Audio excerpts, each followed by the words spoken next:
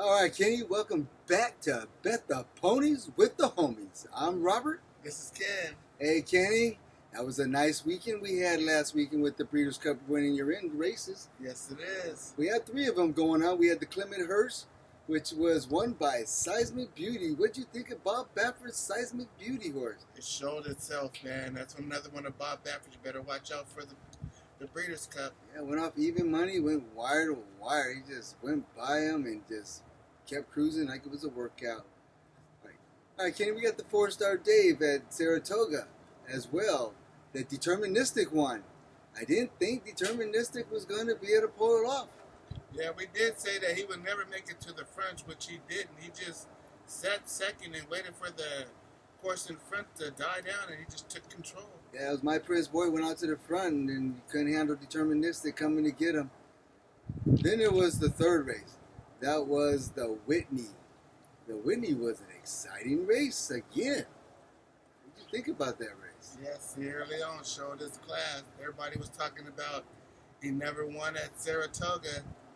He won in a big way last weekend. Well, Fierceness didn't appear to run his race, but didn't appear to have any excuse. What did you think about his run off the board? I think he's done for the Breeders' Cup races. I don't even think he could come in the mile. Don't even come. It's over. Party's over. But anyway, that was last week's. This week we have just one spotlight race, Kenny. That's called the Sword Dancer. The Resort World Casino Sword Dancer Stakes, 1.5 on turf at Saratoga. Kenny, it's looking good in that race, huh? It's a win and you're in the Breeders' Cup, right? Yes, it is. Yes, it's a very, very good race. Well, before that, we think we're going to put the race before that, which is in the 9th race. It's a grade 2. It's a mile and 3/16. It's also at Saratoga. We're going to try to put a double together with that, the 9th race to the 10th race. 10th race being the Sword Dancer. That sounds good to me. All right, in the 9th race.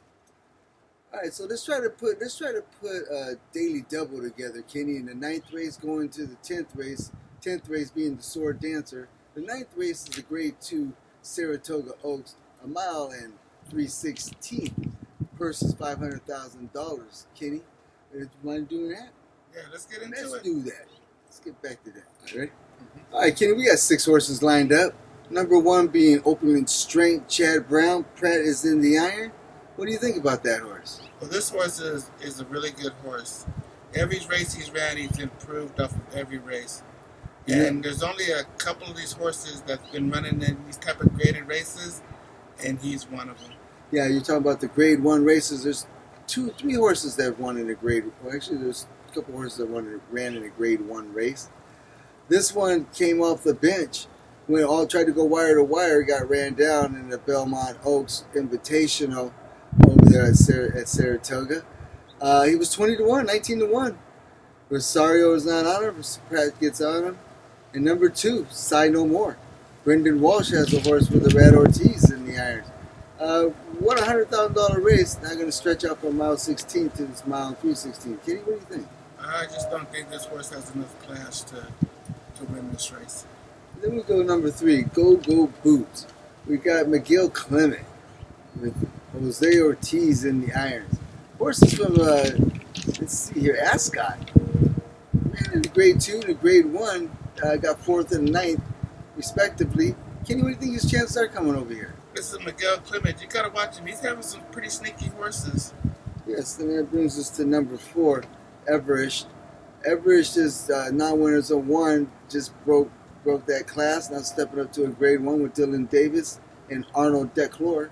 You think he's got a shot to run this grade 1? No, I do not.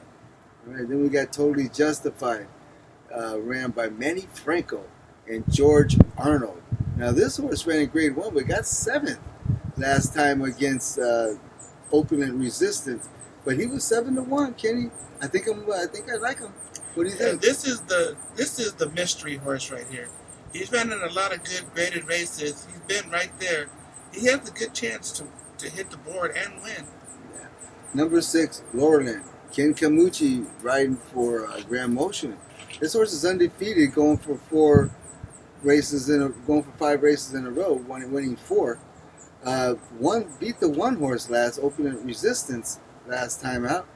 What do you think about his chances coming back? Well, he's undefeated, like you said, and now he's stepping up in class. I believe this is his first greatest stakes race, so we'll see what he can do. He's undefeated. All right. All right, Kenny, we got the Grade 1 Resort Casino Sword Invitational Grade 1 at Saratoga in the 10th race here. We got 10 entries lined up. Kenny, no one's scared here. What do you think about this race? This is a win and you're in the Breeders' Cup, so everybody's here to try to win. That's right. Starting off with number 1, El Cordobas, Charles Appleby, Pratt's in the iron. You think this horse has a shot coming from his first time out? Well, this is Charles Appleby. As you know from last year, I was all over Charles Appleby. So he might have a chance to do something. The Rebel Red, number 2, with Sherry DeVue and Arad Ortiz. Came out of Monmouth Grade 2 last time out. You think he's going to be able to step up to the Grade 1? No, I do not believe this horse will be able to step up to the Grade 1 racing. Number 3, Vote No, with Kenny, who's that? Kyle Camucci and Kelsey Dahmer, with Kenny Camucci and Kyle DeMarcy. This horse coming out of Grade 2 United Nation. Can you think he can step it up to a Grade 1? What's the name of this horse? Vote No. That's what I do. I heard that. Vote No. No. I heard that. Moving on to number 4. Is that Patty Diddle? Ricky Sertan, Carlos Santana in the irons for Fernando. Ran an optional $50,000 winners and won. Did not win that last time out. Before that, ran in 3 straight graded races. Got third twice on him. Can he step it up to a Grade 1? I do not believe so. We have some real racehorses in this race. Right. Then we got number 7, Nation Pride.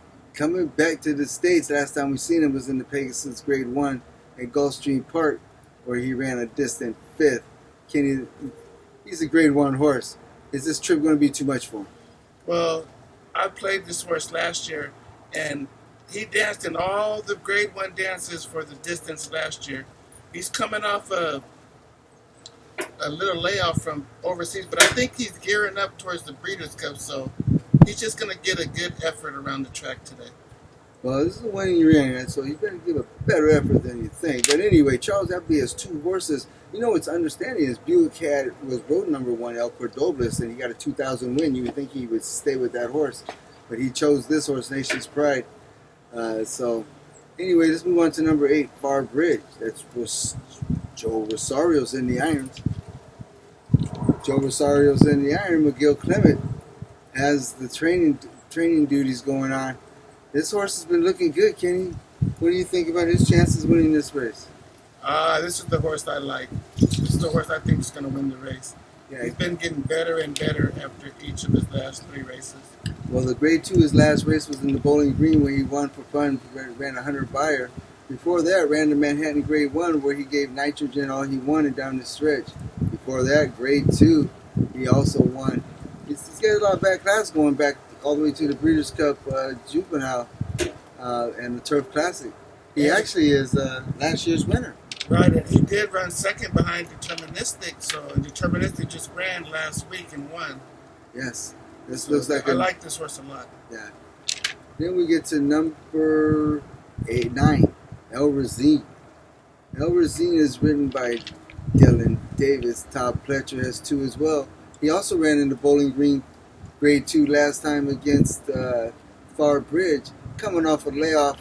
He came a respectable second, but he was only second best. Yes, because Far Bridge won that race for fun. Yeah.